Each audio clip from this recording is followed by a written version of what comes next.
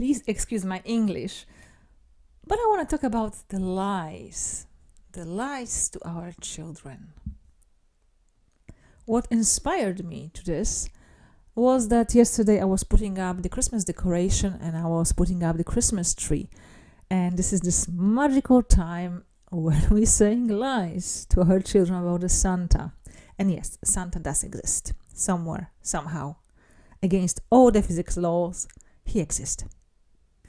I remember as a child, like a very, very little child, we were spending Christmas Eve, of course, at our grandpa's and grandma's. So generally, in Poland, we are celebrating Christmas Eve is the most important time of the year for us and for whole Christmas. And in Christmas Eve, we also opening the presents.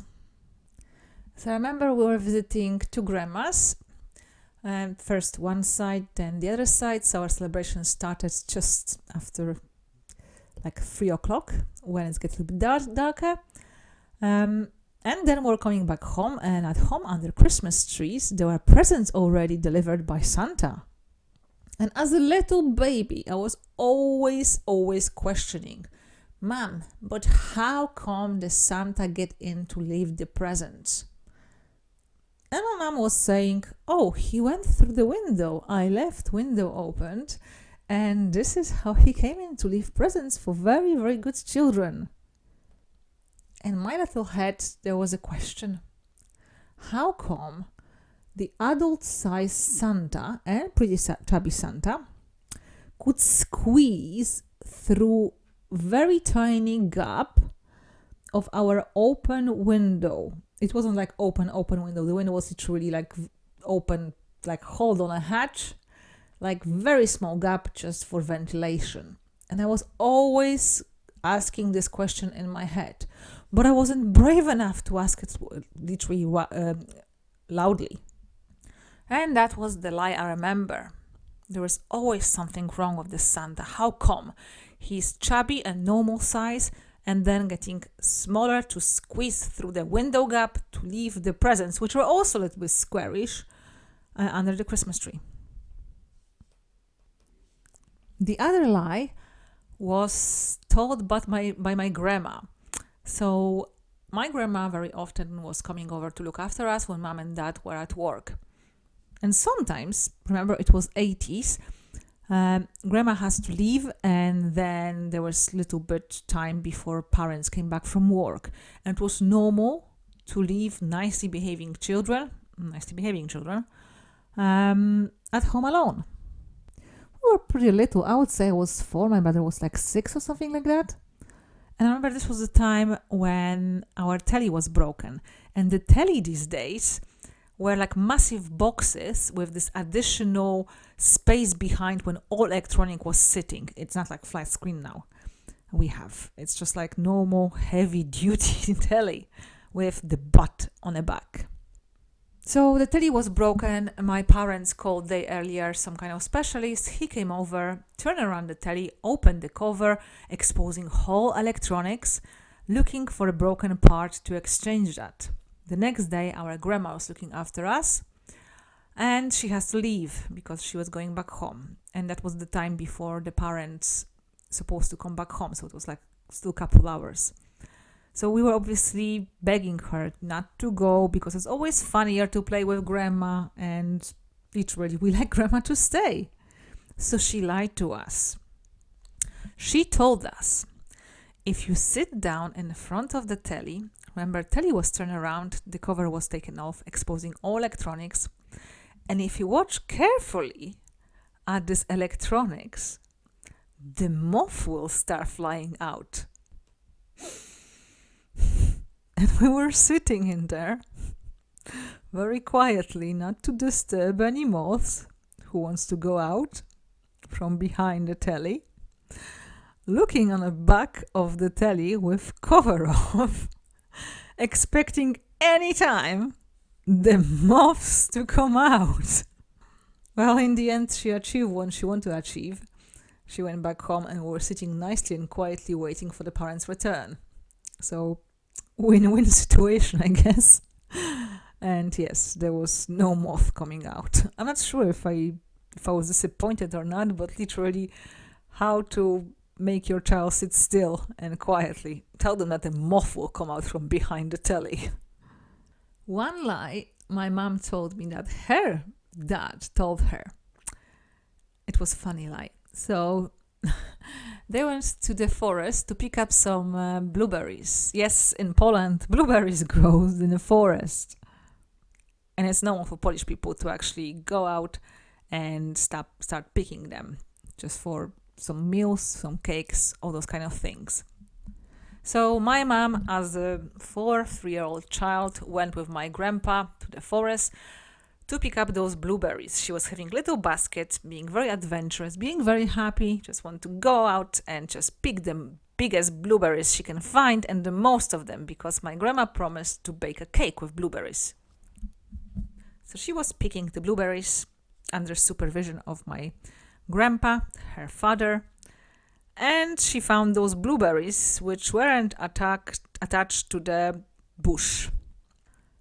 These blueberries were just lying down freely, and there was plenty of them. So she asked my grandpa,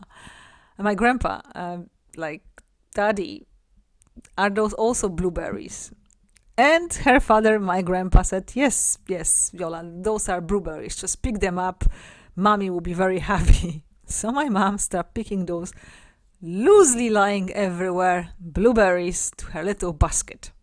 She came back home very, very excited that she got the biggest basket with the blueberries. She couldn't even actually hold it. It was so heavy. And she got plenty of them, thinking that she would have super delicious cake later with the blueberries. What's happened? My grandpa and her father framed her. So literally what my mom was picking, they weren't blueberries. They were wild bunny droppings. So my mom came back home with the basket full of bunny droppings and no blueberries in her basket. Well, grandma wasn't very happy and she couldn't bake a cake in the end. But yes, framing your child, that's also one of the adult sports. But I think for me, the biggest lie I heard, and it still literally is in my head, like sitting in my head, it wasn't my head, what I saw, was baking cake lie.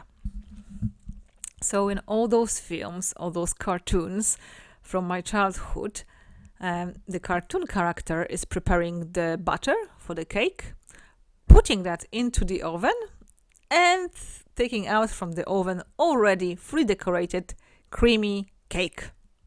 And this was the biggest lie I ever remember from my childhood. And I thought it is like in real life, that you literally prepare the butter and what comes out from the oven is the creamy decorated cake. I don't know what was in my head, my little tiny child brain. Still surprised me because I cannot bake.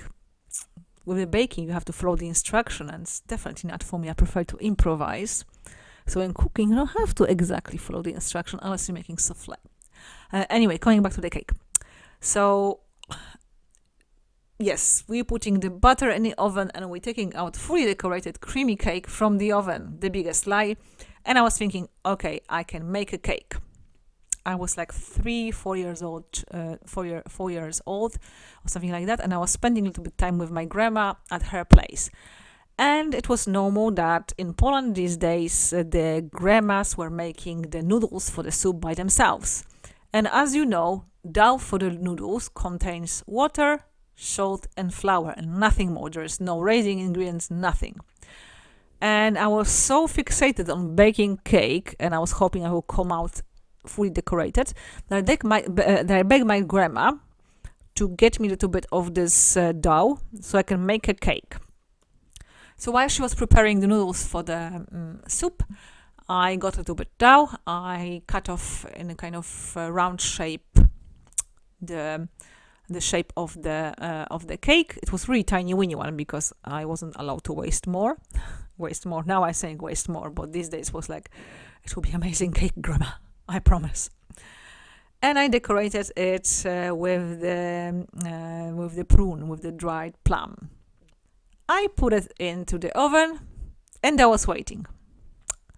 And I was waiting, and still waiting. So nothing was raising, nothing was happening in the oven.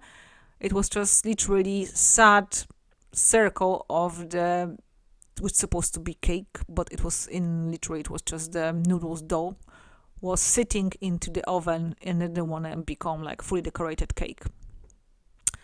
But the funniest bit, after like 1 hour, we took it out, and I still ate it. I was so stubborn child.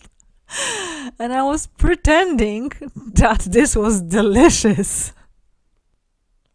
So now I don't trust baking or my baking skills. However, there was a time when I could do the chocolate cake without recipe, because I remember more or less ingredients and more or less how the butter is supposed to look like. Recently, I just surprised my husband with my baking skills, and I've made the cinnamon rolls. I love cinnamon rolls. They're just like pure happiness of the sugary bites.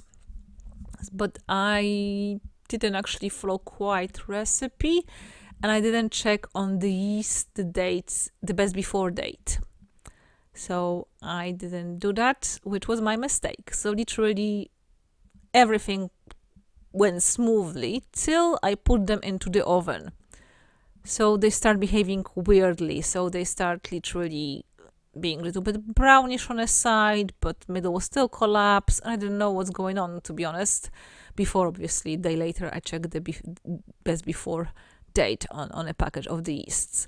So I took it out from the oven after advised, I don't remember now how much, let's say 45 minutes of baking. And I was pretty excited because they were warm. They didn't look very appealing, but they were very warm and cinnamony smell. And I love cinnamon. So I took out one and I was like, oh God, no, baking is definitely not for me. This is not my super skill. I will leave it to people who can bake. The next day, my husband came back and he was pretty excited because he smells cinnamon. Nice cinnamon still in the house from my baking. And also, he saw the cinnamon rolls. They didn't look as bad as the day before. I don't know why. Maybe some magic happened, or maybe he was just hungry. And I told him, honey, don't eat it. It's really, really bad. And he knows that I cook very well, so he didn't believe me. This is what's wrong with you, man. Why don't you believe your woman saying that this is not something you should eat? This is not something you should put in your mouth. So he just commented, sweet pea, everything is good with the custard. And I just told him, yes, I warn you. So he made himself custard. He took out one of the cinnamon roll from the baking tray, put it on in a bowl, dip it with the custard, and start eating. And he was so surprised that it was such a bad bake that he was like, your baking skills amazes me.